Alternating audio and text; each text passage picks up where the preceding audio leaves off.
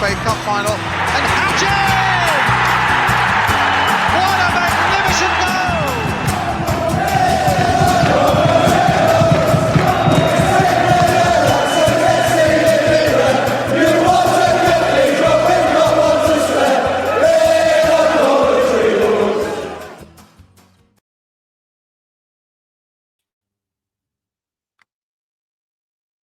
Good evening and welcome to All Things Sky Blue match preview, the M69 Derby, Coventry against Leicester, at home, 12 o'clock kickoff at the CBS Arena.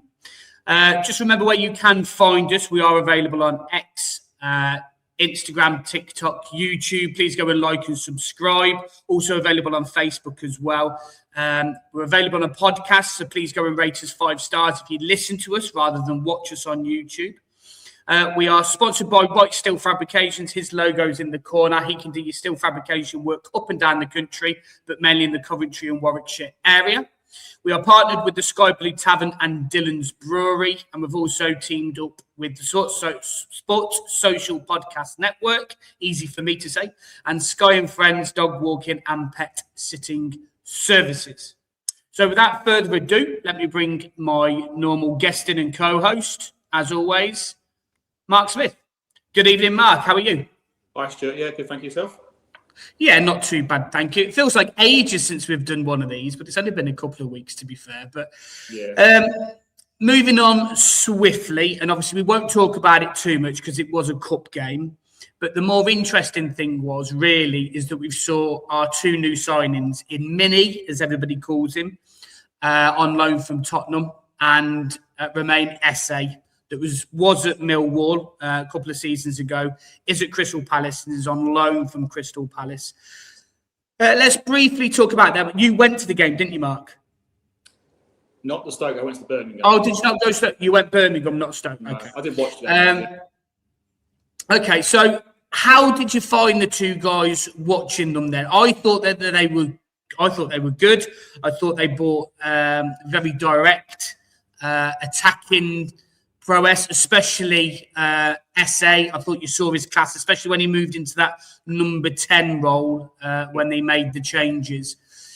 For me, even though that they did quite well, for me, it's been concerning me for a little bit now, is the fact that we've been letting goals in and not scoring as many. I know we're always going to go through that little bit of a dip, but it just feels like this dip is continuing a little bit, doesn't it? Yeah, I mean, I think the first thing I'd say is the 2 deputies did well. There were glimpses from Yang where you could see he looks a reasonably good player. His link-up play was good. Romain Esse, I thought probably had a slightly better game than 2, but what the first thing I struck with Esse was his pace. He's got pace. The way he beat that Stoke defender to set up the chance for Haji Wright, which in my opinion should have been a goal. He managed to hit the post when really it looks pretty much an open goal, but didn't quite take the chance. Yeah, I mean, the form is concerning, but we did have chances. I think we were a little bit unlucky in the Stoke game in the second half. I thought Rodoni hit the post as well from deflection, and as I mentioned, Haji Wright's missed chance. But equally, first half, Stoke could easily been 3 up if they took their chances. We were poor. It was a poor game in general, to be honest. It wasn't a good game of football. Obviously, the winner was a great strike from Cisse. And whilst it's not the end of the world, it would have been nice to have won to get a bit of confidence going. I just think, for me, we're still looking good going forward. I don't think that's a problem. I think the problem for me is defensively. When I go back to the Birmingham game, it felt like each and every time Birmingham attacked, they could score with at will, really. They were very clinical. So, it's disappointing how we're conceding goals. We're obviously going to this game to Leicester without Bobby Thomas, which is disappointing, but only Bobby Thomas got himself to blame for that. But we've still got, on the plus side, we've got BTA, Thomas Asante coming back, and Victor Torp should be around the squad for this game. So that's definitely a big bonus. But Leicester will want to beat us at the local derby. It's more of to me, it feels more like not just a local derby. It's a must-win game for us, really. The Leicester game. We've got to win. We've got to get back on the winning front. But I think to do that, we've got to defend better. We have to defend better. Particularly we don't have the ball. I just feel like we're a little bit vulnerable to the counter-attack. That's just my view at the moment. So we've got to improve. Yeah, definitely, and obviously we'll be bringing Jamie in a minute from Leicester Fans TV and the Foxes Arms. Obviously, Bobby is going to be a miss. Who do you see kind of replacing Bobby? Do you think Wolf's going to get the nod, or do you think it's going to be Joel? I think Wolverton will start. I think he's the natural replacement, I guess. Latty Baudier, in the limited games he's played, he hasn't done that badly actually, but I would just go for Wolverton. I think looking at Leicester's threats for me is Fatawu and potentially Mongo who starts. I think Mongo will probably start ahead of Nabadidi. Ayu's is quite an experienced striker as well. So they're the sort of players we've got to keep quiet. I don't think they've got any real target men up front, but what they have got is pace, particularly going forward. So De Silva's got to be his best in Milan, up against two quite quick players. So, they are decent. I think they've got another guy in midfield. I'm just trying to remember his name. Who's I think is it James? I want to say. Let's have a quick look. Jordan James. Jordan James, that's the one. Yeah, I think he's a good player as well. I think he played quite well in a Derby game. I remember seeing at Derby. I think that was early in the season. It was a Sunday match. I thought he looked a decent player as well. So they've got good players. I mean, Skip obviously is an experienced player. He's played at Premier League at Spurs. He's a steady kind of midfielder. But I think the one thing that stands in our favour is their away record isn't great. They're very inconsistent generally this season. So we just got to hope that we can, if we play at our best, I'm sure we can beat them 100%. Yeah, definitely. And let's bring Jamie in. Hi, Jamie. How you doing?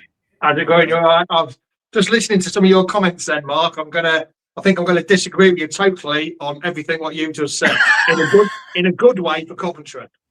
Oh, okay. Yeah.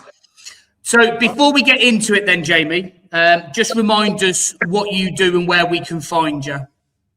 Well, I work for Leicester Fan TV, one of the biggest fan channel dedicated to Leicester. I've also out here in Alcudia, which have been here for the last 21 years, the Foxes Arms.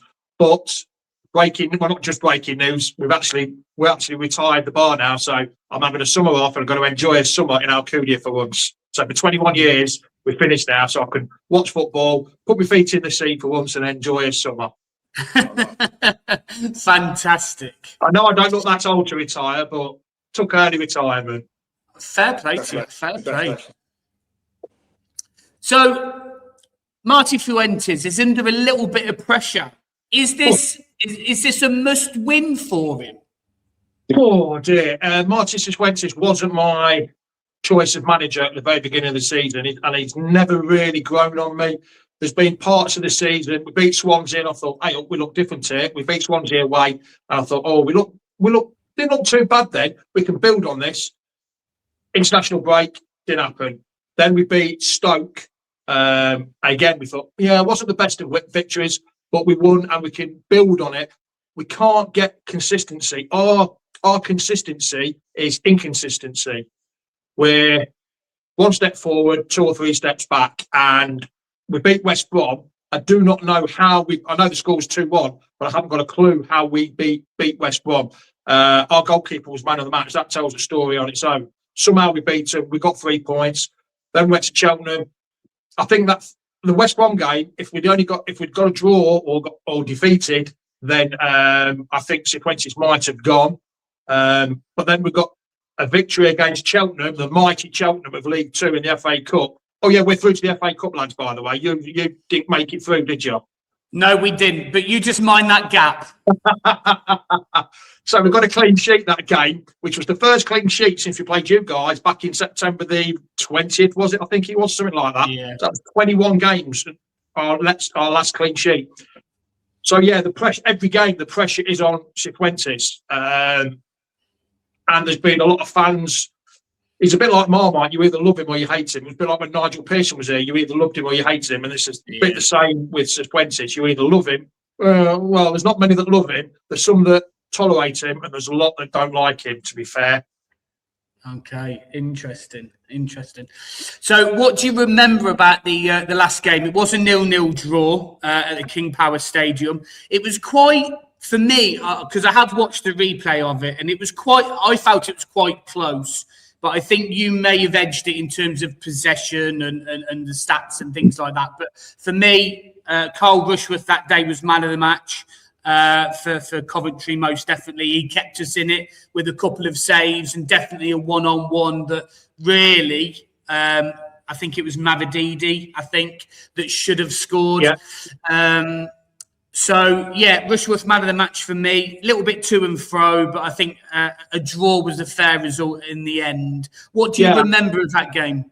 Well, I remember being very busy because it was a local derby at the bar anyway. And we get lots of football fans, and of course all the Leicester fans come to watch it. You had a few Coventry fans, some interlopers managed to sneak in. I don't know how I let them in for some reason. I must have been too busy. I can't really remember the actual game, but I know it was Leicester's is very possession-based football. And like it's saying, possession football doesn't win games, goals do. And that's one of our problems. At the start of the season, that was one of our problems, not being able to score goals. It's a little bit now, our strikers don't like scoring goals. Ayu's got 5, I think 2 from penalties. Patson Daka's got 2, and Julian Carranza, who was on loan, has now gone back to Feyenoord and been sold. So our strikers have only scored 7 goals all season, 2 of them from the penalty spot. But yeah, I remember the Mavididi one because he went 1-on-1, didn't he? And the keeper made an absolutely fantastic save. But yeah, like you say, I think a 0-0 draw, was probably better for you guys than it was for us, being that we were the home team. Yeah, definitely. And obviously the last 6, obviously you edged the last 6. We won 1, we've lost 3 and we've drew 2. So yeah, Mark mentioned it there as well. You've lost the last 2 away from home. So your away form isn't great. What's the difference between your home form and your away form, apart from, winning and losing, obviously, but what's going on? Not a lot, really. No, it's the same. We're lucky, to be honest. Some of the games we've been really lucky to get any wins at all. The West Brom game was very lucky. The only time we've done really well is Derby game when we're 3-0 up at half time.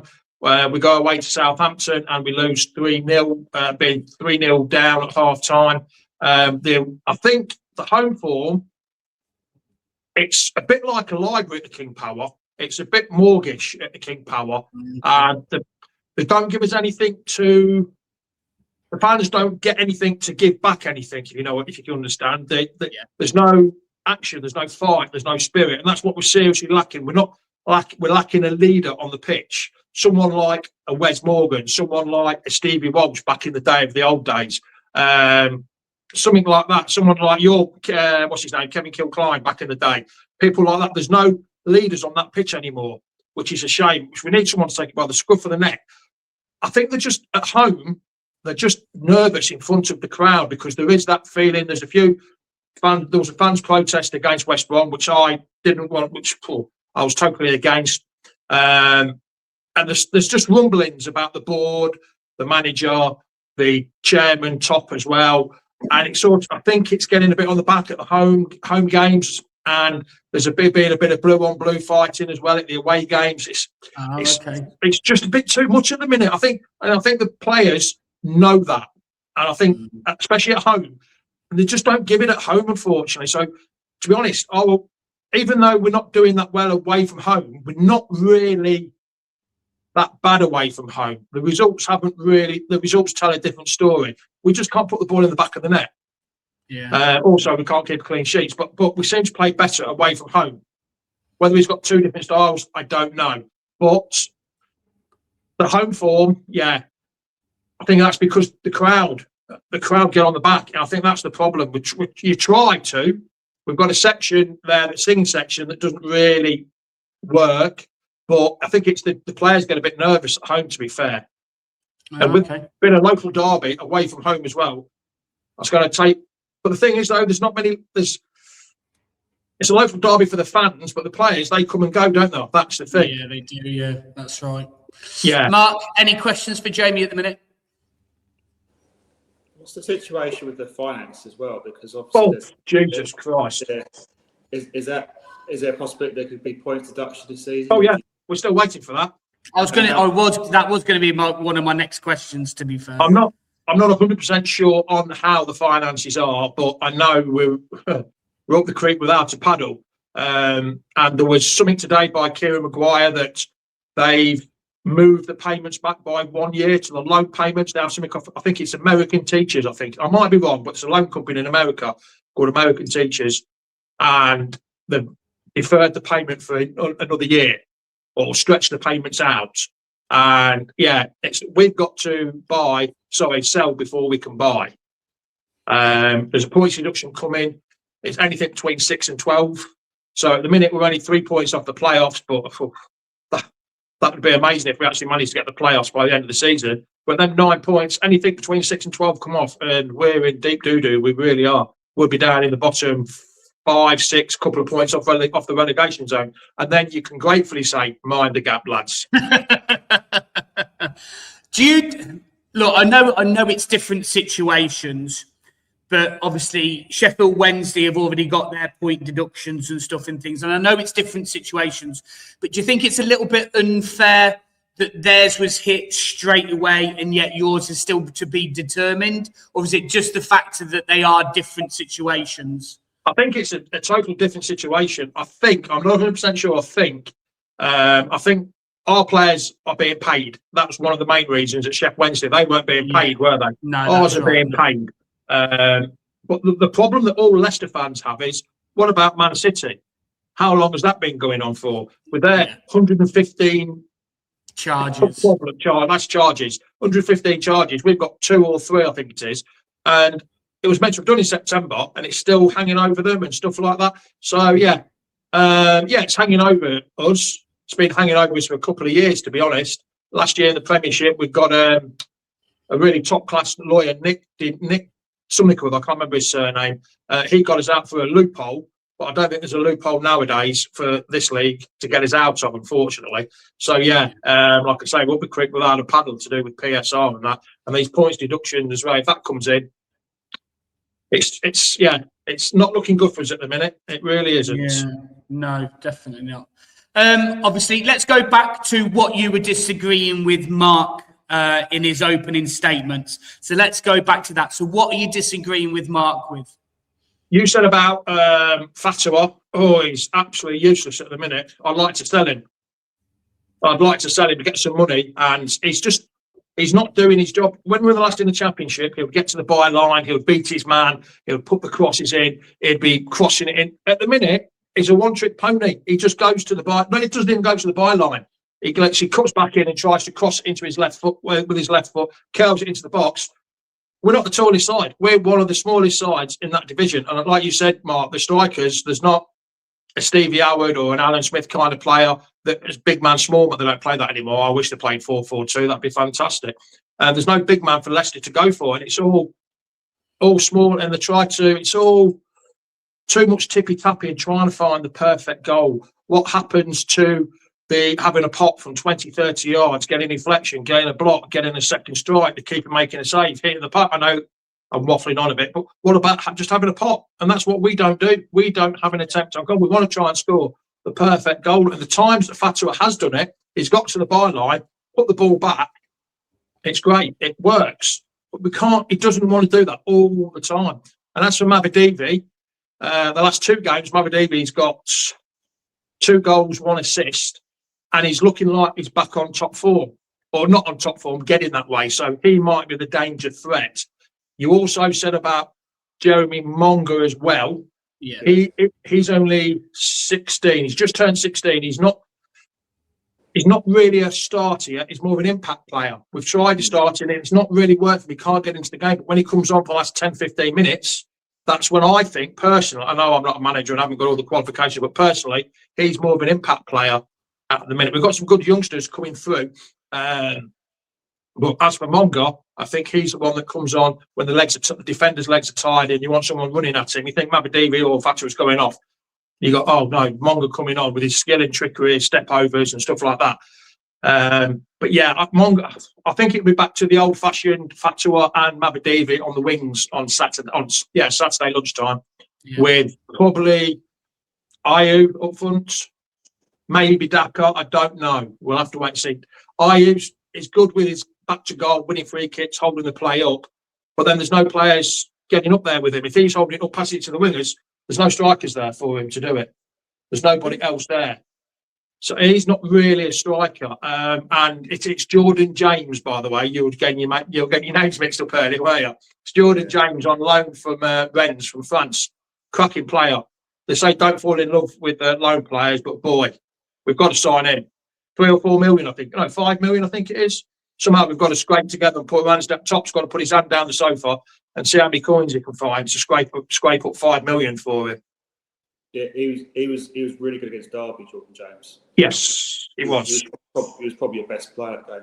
I think the thing about Fantaro is, I think the reason why I say I'm a bit worried about him is because I look at the goals, and I don't know how many goals he scored, but that goal against Charlton was an absolute world. And he scored, I think, the halfway line against Ipswich. It was actually 70 yards. Yeah, okay, 70 yards, so probably even further out. So, but then he tried it again against the next game at home from about 80 yards. It was nowhere near. Yeah. Because all the crowd go, shoot! Yeah. I've got to correct you, Jamie. You said Kevin Kilcline. It's actually Brian Kilcline. Kilcline. Brian Kilcline. Brian Kilcline. Killer was his name, wasn't it? Yeah, Killer. Yeah. Okay, excellent. Let's go through your injuries because I've looked at your transfers and obviously you haven't made any. I believe, though, I think I've seen today that Wout Faz has gone, hasn't he? Yes, he's just been utter waste of space. He has since he signed. He's never really shown his true colours. He's okay bringing the ball out. He's a bit aggressive, and sometimes that's the problem. He's a bit too aggressive, and he loses the ball, and he's on the halfway line, and he can't get back. He's not the most paciest of defenders, and he's moved to Monaco on loan until the end of the season with an option to buy somewhere between 5 and 8 million euros. And two out of his first 4 games, one's against Real Madrid and one's against Juve in the Champions League. That will be a tester for him. They will really test his skill, but the game's a bit slow and he might get away with it in the Champions League. It's not as quick as the Championship, because we all know the Championship is probably the toughest league in the world to get out of. I think it's hard. Yeah, it's a hard slog, isn't it? Saturday, Tuesday, most of the games. So he won't be playing. Harry Winks, he hasn't played since the beginning of December when he went off at half-time against Sheffield United. I think he had a bit of a bust-up with the manager and he's not been seen. I don't even think he's at the training ground anymore. Oh, wow. So he'll hopefully be going. He's not done. Even last year, he wasn't very good. The only year he's been good is when Enzo was here. When he loved Enzo. And in that Championship year, we were fantastic when Enzo was here. But since then, he's not got that form back at all. So he won't be playing. Vestergaard hadn't been in the team. The tall Dane, the centre half, he hadn't been in the team for a couple of weeks because he got an injury, and then he came back against Cheltenham. And because League Two pitches are a bit dodgy nowadays, they still get bumpy, not as bad as what they used to be. But he turned his ankle, so we're not sure yet until the presser on Friday to see what's happening with him. So he could be out. So it'll be a Coley and Ben Nelson. Ben Nelson is one for the future. He's only 21. We actually on Saturday we had 9 academy players in that match day squad, and 7 of them actually played, and the other 2 have been playing as well. Only as subs though, but they have been playing. So it'd be Nelson, Thomas. We don't know about Luke Thomas. He was out last week, and they played Chowdhury and Ricky P at the full-backs, which Chowdhury's not a left back. He's not a right back really, but he's not a midfielder. He's more of a utility player that can play anywhere. So we're struggling for defenders at the minute because Harry Souttar's out, injured again. Victor Christensen's out again. Yeah. So we're lacking in numbers. We've got a couple of young lads, but throwing them in. They are from Leicester, though. These young lads are from Leicester, so they're born and bred and brought up in the academy. So they might realise how important this Coventry game is. So it might book their ideas up. So we are struggling defensive wise. Midfielders will be Skip, who last year Skip was pants. It really was, but that was because he was playing with Harry Winks. And they weren't, like, even though they played together at Spurs, they couldn't get it together at Leicester. And since Winks has not been inside, Skip has been the problem with Skip, he came for 25 million last year. It wasn't worth 25 million. 10, 15 million you could have got away with. And now he's actually showing, not 25 million's worth of money he's showing now, but he's showing what he can do. And he's probably one of the first names on the team sheet at the minute, along with Jordan James. And then you've Bobby D. Cordova-Reid as well, who's been around the lower leagues at Cardiff and Bristol, I think it was, and then he had time at Fulham. We signed him. He's scored, popping up with a few goals now and again. He'll probably be the number 10. And then, like I said, it will be more than likely Fatua and Mabadivi with Ayew up top, I think. Maybe Daka. I don't know. We'll have to see how it goes with it seems to mix and match the strikers. They don't give a constant run of games. For a striker, you need to be consistent. And more games you play, the better you get. He's given them a couple of games, dropping them, and it's not the best for a striker to be in and out, to be fair. No, definitely not. We know about that one. Obviously, Aaron Ramsey and Sumer as well. Are they still out?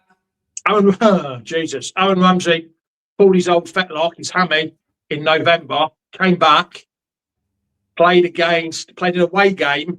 I can't remember who it was. I lose track of the games. There was that many over Christmas period.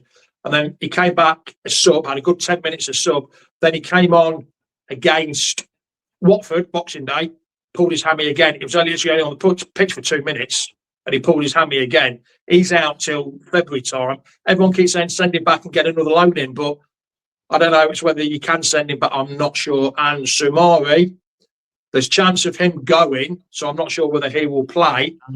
There was 3 players that Sequenzi said at the beginning since they didn't want to be here, which we all knew. 1 was Winks, 2 was Wout Fez, and we're not sure about the third one. We were thinking it might be Sumari, it could be Daka, but Sumari's been out injured, so he might be back for Saturday's game against you lads. I'm not sure. We need to make room so we can get new players in by selling them. Wout Fez has gone on loan, and a loan isn't that good, really. We need to get money in for players because Winks and Sumari are both out of contract in July. So we need to sell them, or else we're just losing money yet again. Yeah. Okay. Fair enough. Have you got any questions for us, Jamie? Well, you were saying that something about your defence is a bit of a liability at the minute. Is that what you said? Did you say that, Mark, about the defence? I mean, what's happened there? Were you pretty good at the beginning? I don't think it's not so the defence itself. I think it's just how we defend the team more is the point. I just think what I think the problem is turnover possession is a big problem for us. When we might have possession, might have man forward, we might lose the ball. Like the Birmingham game, they were just very clinical, just 2 or 3 passes, they get right back, we're caught open, square, and they get behind us. And I think that's been a bit of a problem in the last few games. I think we have kind of got away with it in previous games that we have picked up points, like the Swansea game, where they probably had a couple of really good chances, but they just haven't taken it. Or Carl Rushford has been in really good form and made some good saves. So I think that's been a bit of a problem for me. I don't think we'd be performing. I know we're top of the league. You might think, everything should be fantastic, but the reality is that we haven't played probably. I'm trying to think, Stuart, when the last time we played really well, maybe October, maybe time. I thought Millwall away was probably our best performance of the season when we won 4-0. I mean, the Southampton game we got 0-0. It was a real rearguard action. We were down to 10 men, and we just managed to defend for our lives. It's just defence against attack, but. I'm hoping for a better performance Saturday, of course. But I think a lot of it is because we've got a small squad of players. December was a bad month because of the volume of fixtures didn't help. I know it's the same for all teams, but I think especially it was hard for us because we don't have a big squad and we're kind of flogging the same horses to death, so to speak. So I think the fact we've had a bit of a break. I say a break because of quite a few players were rested from the cup match. We've got a couple of new players in on loan, so I feel like we should be fresher for this game. We've got no excuses now.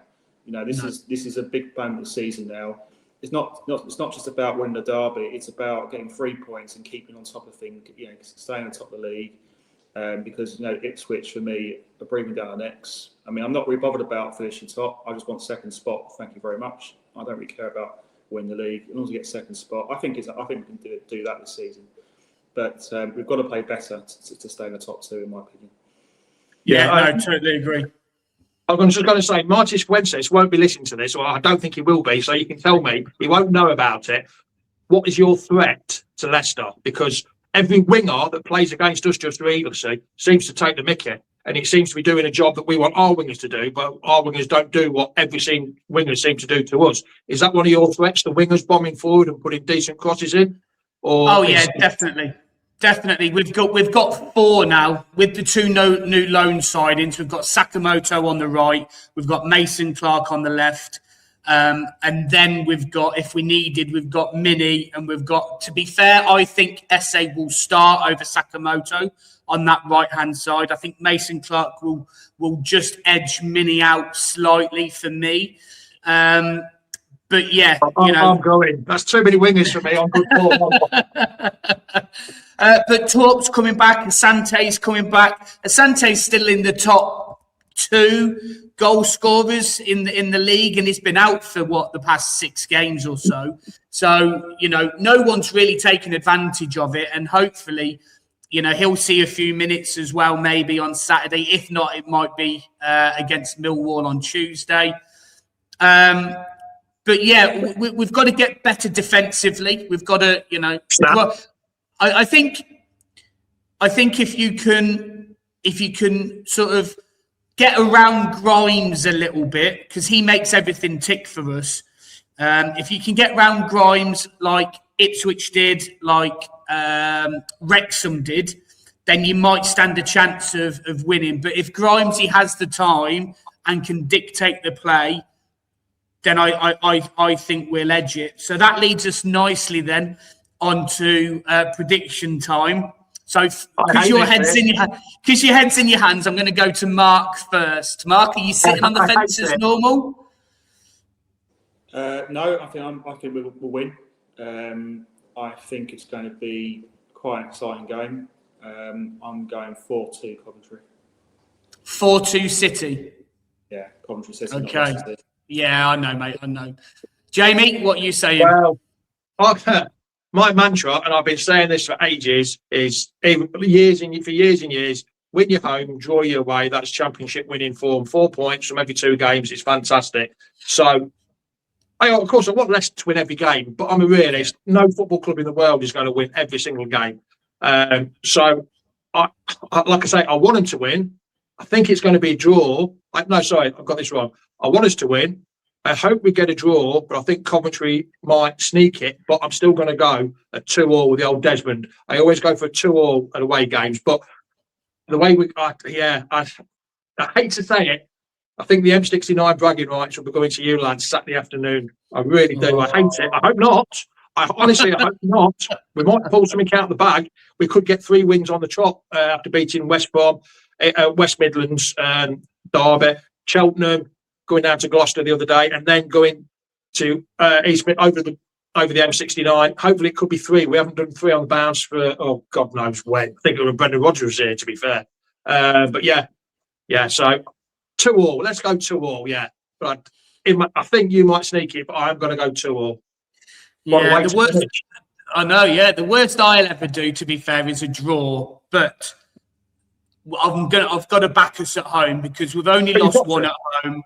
And I just think that we will have the edge over you. So I'm going to go for 2-1 Cov.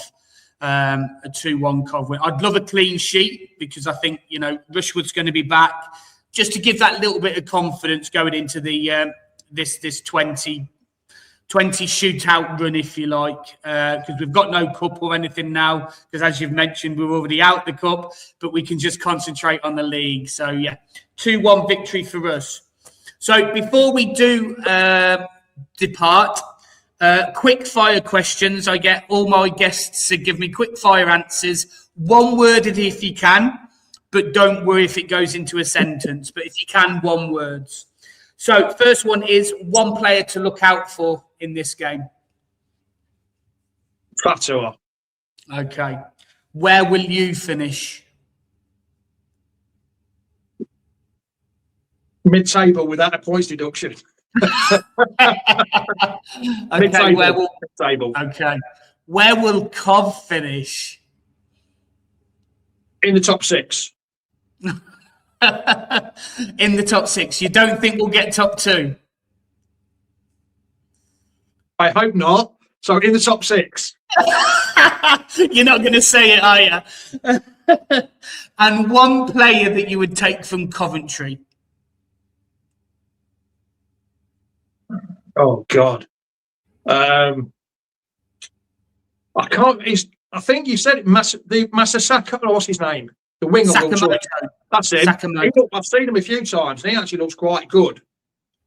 Yeah, but like I said, I don't think he'll start on that right hand side. I think Esse will come in. I think he showed enough that he'll be a starter. I think Esse, and I think he's only going to get better. So, to be honest, I think if you asked any Leicester fans who would you take from the commentary team, they'll say nobody. Really, I know. And I've got to ask it.